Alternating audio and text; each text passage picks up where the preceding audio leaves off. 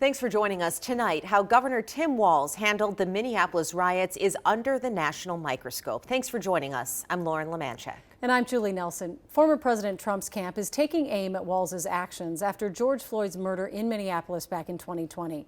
Chris Harapsky is here now to break down the order of events. Chris? Julie, Lauren, despite initially praising Walz's handling of the riots, now Trump and his campaign are vilifying it. And the question remains, did the governor respond too slowly in calling in the National Guard?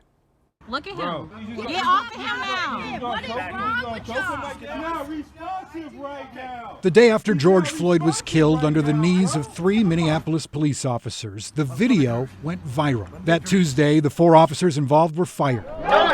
Hundreds gathered to grieve and protest. Some threw bottles at police, but the crowd dispersed at night.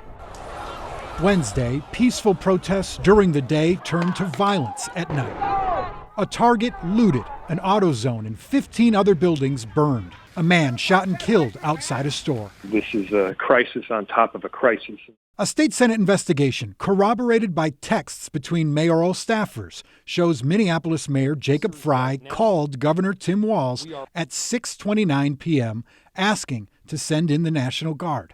That second, I hung up with the phone with Chief Arredondo and I called the governor and I asked for the National Guard. Frey told the Star Tribune, quote, Walz did not say yes. He said he would consider it, end quote.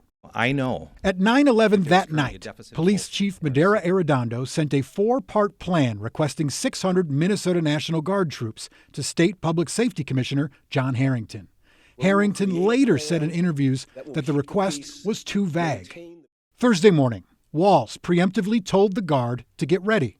By 2:30 p.m., through executive action, the governor officially activated the National Guard. That night, before troops could assemble where needed, protesters surrounded the police 3rd Precinct building. The mayor ordered police to evacuate. The building was breached and burned. Fires and chaos spread for miles. America hadn't seen destruction like this in decades.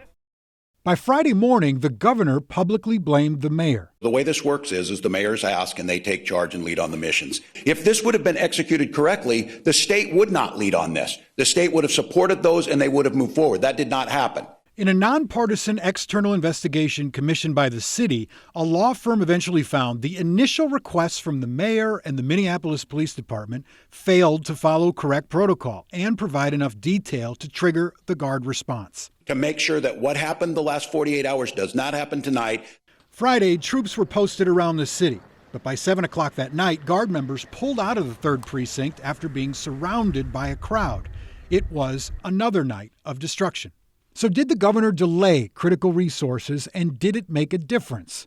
These are questions Governor Walz still has not addressed clearly. If we had done things differently on Tuesday as it relates to numbers, as it relates to tactics, could we have avoided some of this? My unprofessional opinion as it relates to law enforcement is yes. My professional military opinion is yes.